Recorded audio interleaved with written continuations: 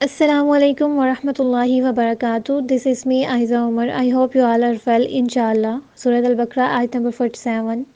Ya bani Israel azkuru ni'mati allati an'amtu alaykum wa anni faddaltukum alal alamin. اے بنی اسرائیل، اے یعقوب کے بیٹو، یاد کرو میری نعمتوں کو جو میں نے تم پر انعام کی اور میں نے تمہیں تمام جہان والوں پر فضیلت دی۔ اللہ سبحانہ و تعالیٰ نے بنی اسرائیل کو حق کا علم دیا تھا، اپنے پیغمبروں کے ذریعے سے شریعت کا علم عطا کیا تھا اور انہیں ساری دنیا کے لیے رہنما بنایا تھا، اور سب انسانوں کو اللہ تعالیٰ کی طرف بلانے کا فریضہ سونپا تھا۔ یہ ان پر اللہ سبحانہ و تعالیٰ کا سب سے بڑا انعام تھا۔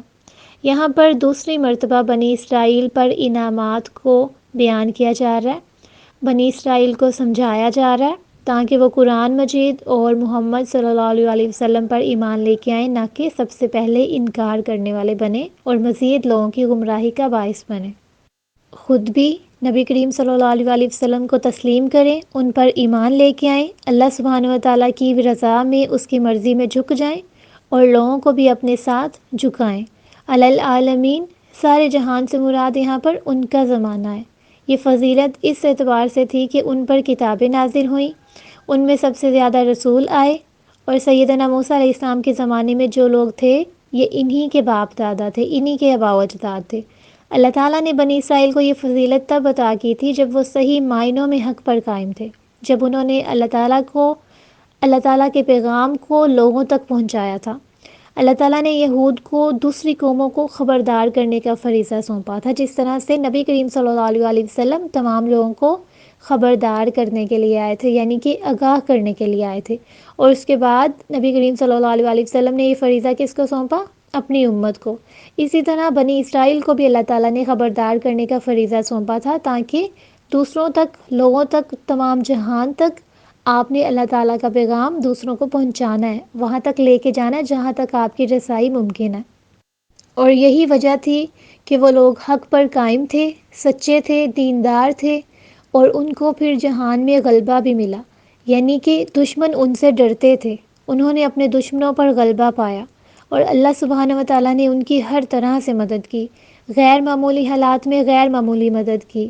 غیر معمولی کا مطلب کیا ہوتا ہے؟ کہ جہاں انسانوں کے اسباب ختم ہو جائیں، جہاں ان کی سوچ، ان کا گمان یہ کہے کہ اب کچھ نہیں ہو سکتا، تو اللہ سبحانہ و تعالیٰ ان کی مدد کرتے ہیں۔ جس طرح بنی اسرائیل کو کھانا دیا گیا، آسمانی کھانا، ان کے اوپر من و سلوہ اتارا گیا، تو یہ اللہ سبحانہ و تعالیٰ کی طرف سے ان کی غیر معمولی مدد تھی۔ لیکن پھر ان کے ساتھ کیا ہوا؟ اللہ تعالیٰ نے بنی اسرائیل سے یہ فضیلت واپس لے لی۔ کیوں واپس لی؟ کیونکہ انہوں نے اللہ سبحانہ و تعالیٰ کے احکامات سے منہ پھیر لیا، انبیاء کرام کی انہوں نے نافرمانیاں شروع کر دیں، انہوں نے اللہ تعالیٰ کے انعامات کی ناشکری کی اور اپنی ذمہ داریاں کو ادا کرنا چھوڑ دیا۔ پھر اللہ سبحانہ و تعالیٰ کے ساتھ کیا ہوا عہد بھی انہوں نے توڑا۔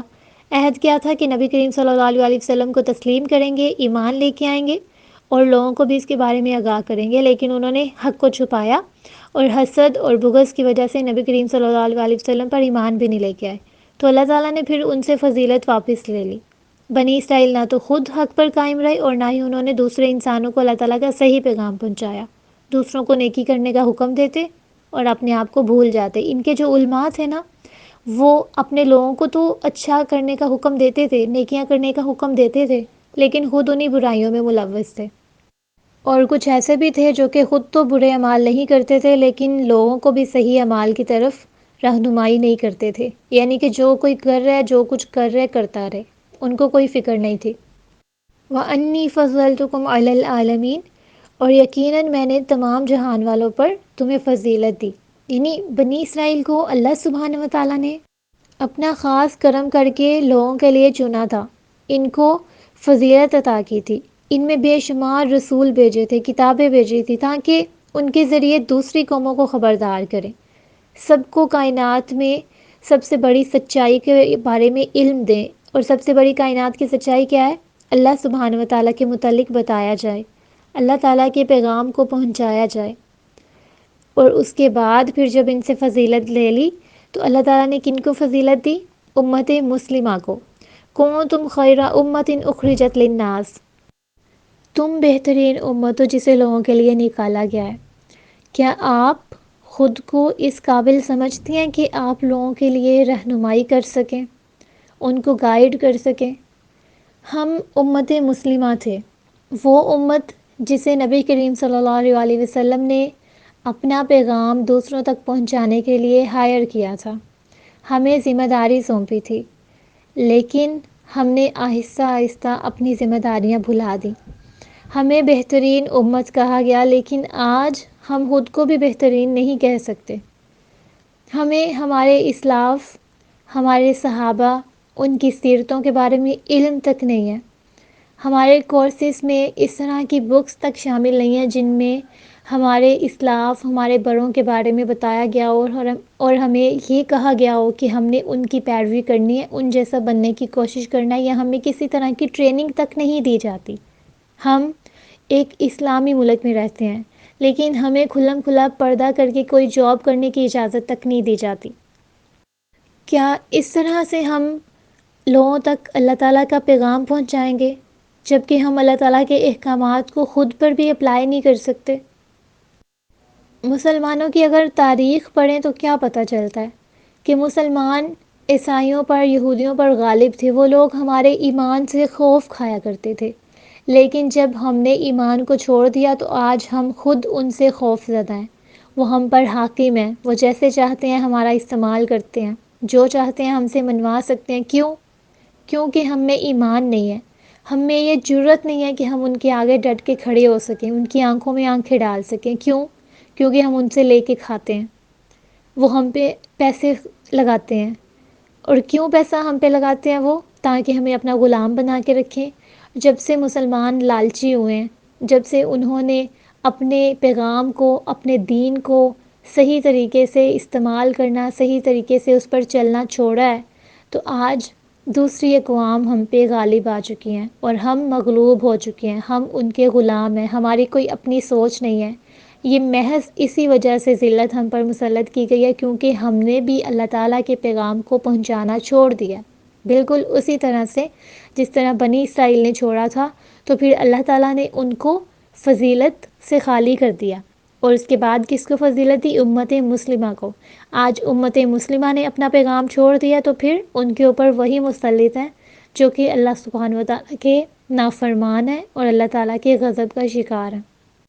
اب وہ دنیاوی طور پہ خوشحال ہیں، اور مسلمان، ان کی تو دنیا بھی برباد ہو چکی ہے اور آخرت کا بھی واللہ اعلم۔ لیکن اللہ تعالیٰ کا بھی ایک وعدہ ہے کہ جو انسان ایمان کے ساتھ حق پر قائم رہے گا اور لوگوں تک اللہ سبحانہ وتعالیٰ کا پیغام پہنچاتا رہے گا، اسے تمام جہان والوں میں عزت بھی ملے گی، مقام بھی ملے گا، مرتبہ بھی ملے گا، اور اگلے جہان میں بھی اس کے لیے بہترین اجر ہوگا۔ تو آپ اپنے آس پاس نظریں دورائیے، جو بھی آپ کو دین کے لیے کام کرتے ہوئے ملیں گے، ان کو عزت و وقار ان کا دیکھیے گا کہ اللہ سبحانہ وتعالیٰ کس طرح سے ان کو لوگوں میں عزت دلواتے ہیں، لوگوں میں ان کا ایک مقام ہے۔ تو آپ سوچئے کہ ایک اکیلا انسان جس کو تمام معاشرے میں محض اس وجہ سے عزت ملی ہوئی ہے کہ وہ دیندار ہے، اچھا انسان ہے، قرآن پڑھاتا ہے اور پڑھتا ہے، تو پھر جب کچھ مسلمان یا ایک مسلمانوں کا مجمع اٹھے گا اور لوگوں کو حق کی طرف بلائے گا تو کیا پورا معاشرہ سنور نہیں جائے گا؟ ہمیں خود وہ انسان بننا ہے، ہمیں تلاش نہیں کرنا، ایسے لوگوں کو تلاش نہیں کرنا کہ کن کی پیروی کریں، کن کے پاس جائیں۔ ہمیں خود وہ انسان بننا ہے، ہمیں خود پر محنت کرنی ہے، خود حق کو پہچاننا ہے اور اس کا پیغام آگے پہنچانا ہے انشاءاللہ۔ جزاکم اللہ خیرا۔